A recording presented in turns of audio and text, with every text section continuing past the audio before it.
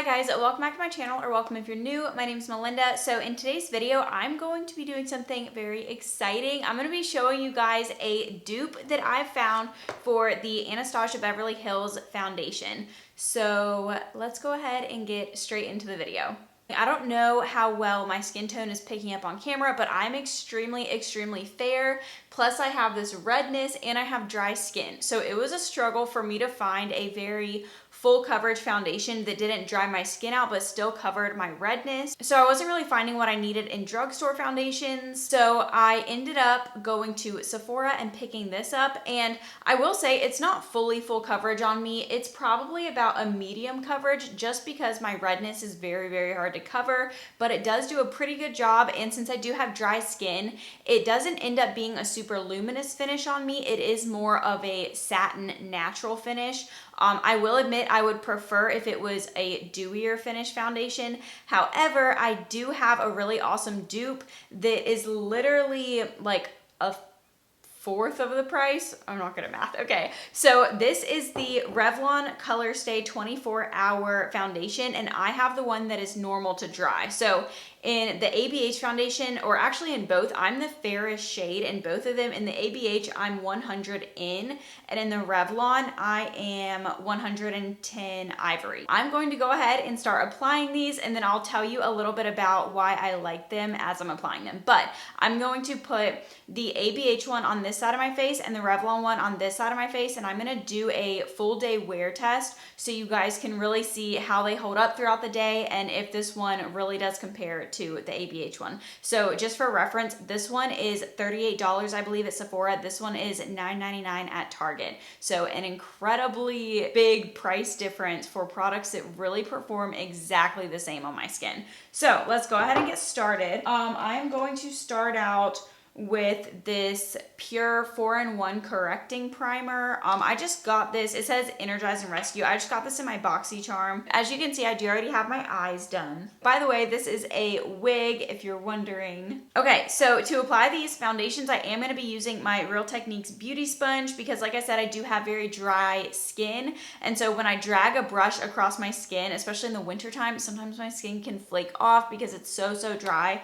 And the sponge just adds a little bit more of a dewy finish to it. And plus it just feels really good because I do get it damp. So yeah.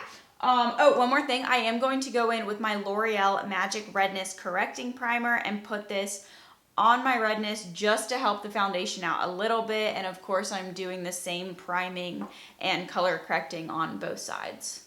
Okay, so I'm gonna zoom you guys in just a little bit. So I do also plan on doing some close-up shots so you guys can really see both sides of the foundation and like what they really look like up close. And I'm gonna try and get some in natural lighting too, which this is natural lighting, but I'm actually gonna go outside and show you guys that too. So, and by the way, these are the exact same amounts of product in each bottle. You get 1 fluid ounce. I'm gonna start with the Revlon one, and I just pump it on the back of my hand. That's about a pump. So the only difference that I can spot, and I'm gonna show you this too, but the only slight difference that I can see is the Revlon one has the tiniest pinch of a cooler undertone. It's a bit more pinky than the ABH one is. So if you do have a pretty yellow or warm undertone in your skin, I don't know if this would really work for you as well.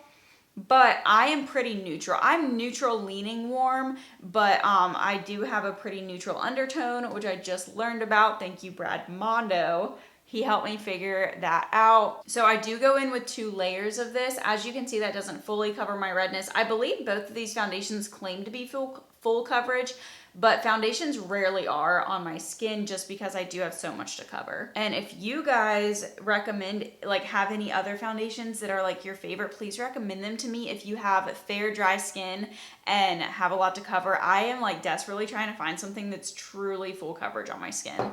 Another thing I really love about this Revlon foundation is that it doesn't cling to any dry spot, especially like, I don't know if y'all can see, but I have a few acne spots on my chin, and when I'm treating that with my chemical exfoliator, sometimes my skin can get a little bit on the dry side.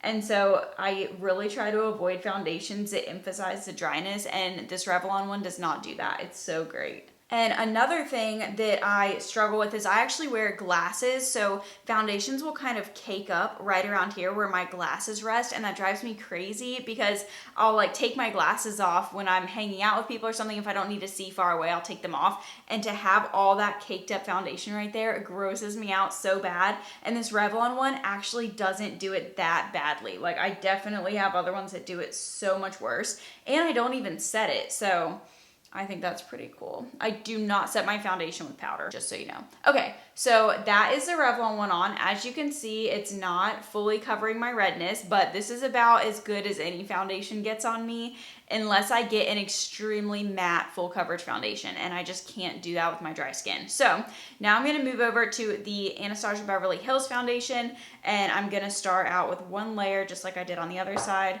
These are both very lightweight consistencies too. I am trying to avoid like heavier, like really thick foundations just because I'm nervous that they're gonna clog my pores.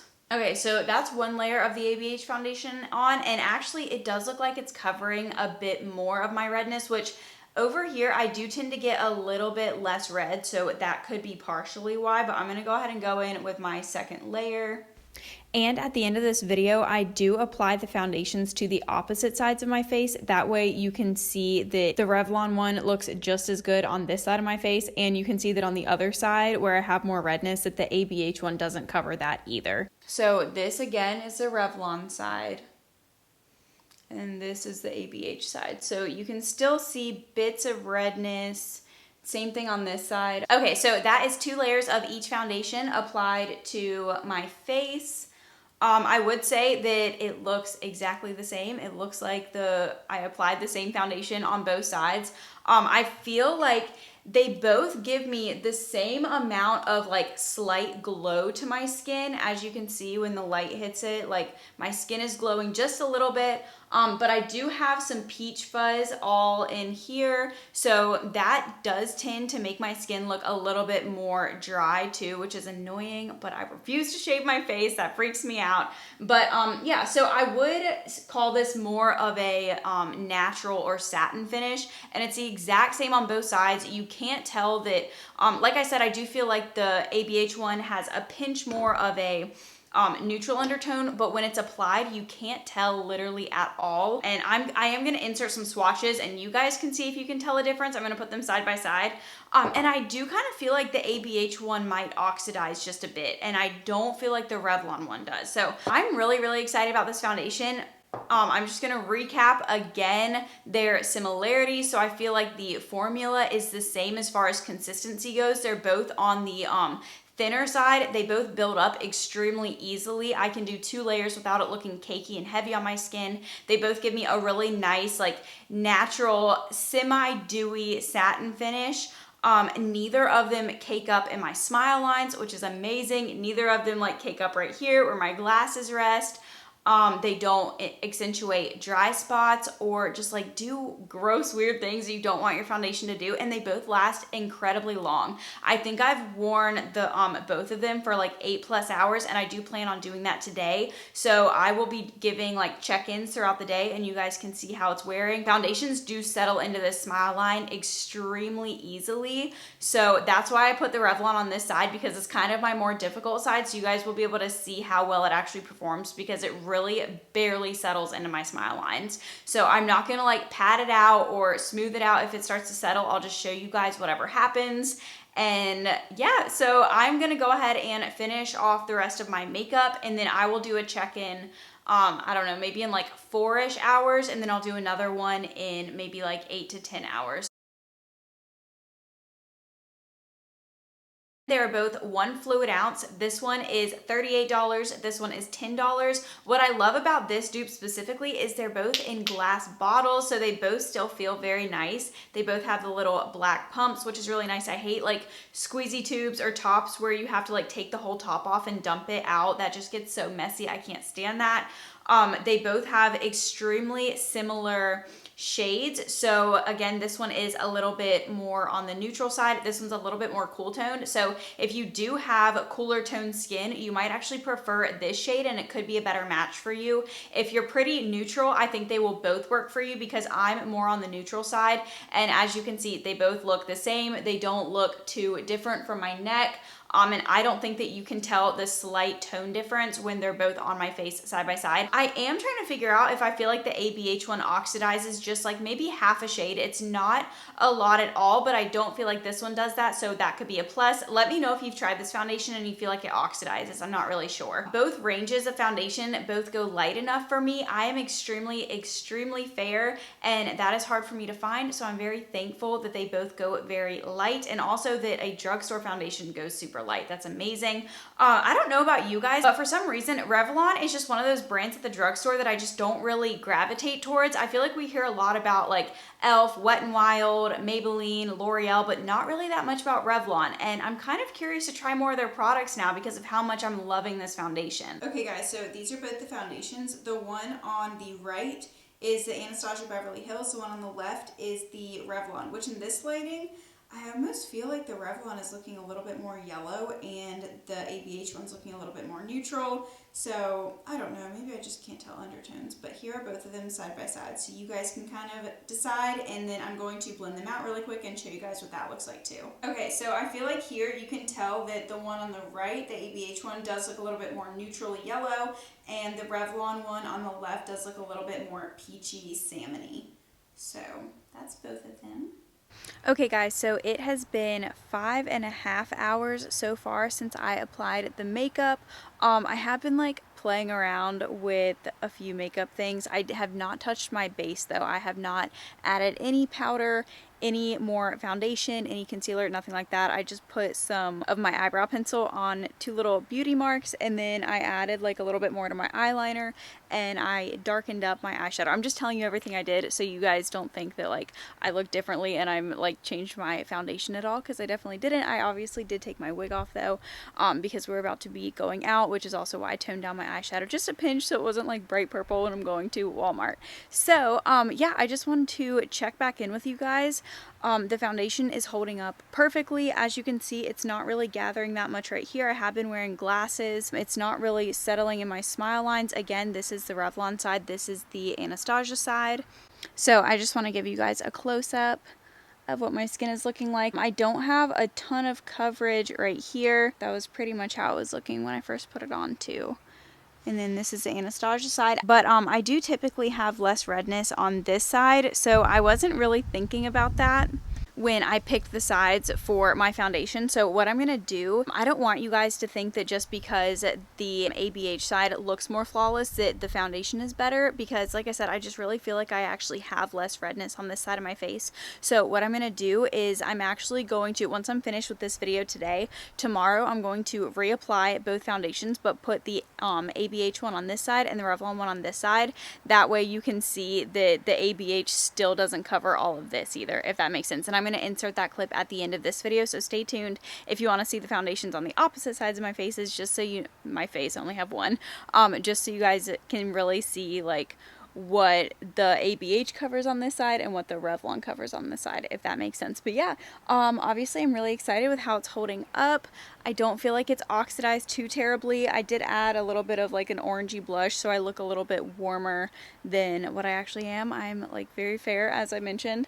So yeah. Another thing I want to point out is that it's not gathering right here. Sometimes foundations will really cake up right there, and that drives me crazy. The ABH one is not doing it either, but I kind of expect that from a high-end foundation. It better not kick up. You'd be surprised though, honestly. But yeah, so this is how this side is looking. I think they look pretty much identical.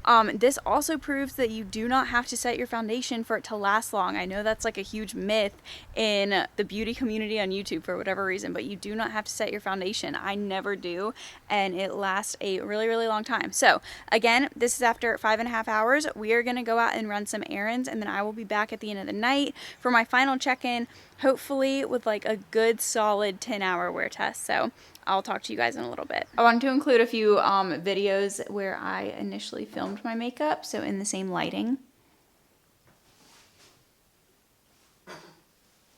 Stop. Okay, you guys, so it has been 9 hours since I initially put this foundation on. I am not going to wait another hour because I just want to wash all my makeup off. But overall, I would say that both sides lasted extremely well. I'm going to go ahead and insert a couple of close-ups for you. But yeah, so this is the rest of it. The coverage pretty much stayed the same. It may have faded just a pinch on the bottom, but it's pretty much the exact same on both sides. And then, yeah, everything looks pretty good, especially right here in my cheek area. It still looks really glowy and dewy. I'm literally going to do this exact same thing again tomorrow, but I'm going to do it without the primer. Hey guys, okay, so it's the next day, and like I said, I went ahead and applied the foundations on the opposite sides of my face. So this side is the Anastasia one, and this side is the Revlon one.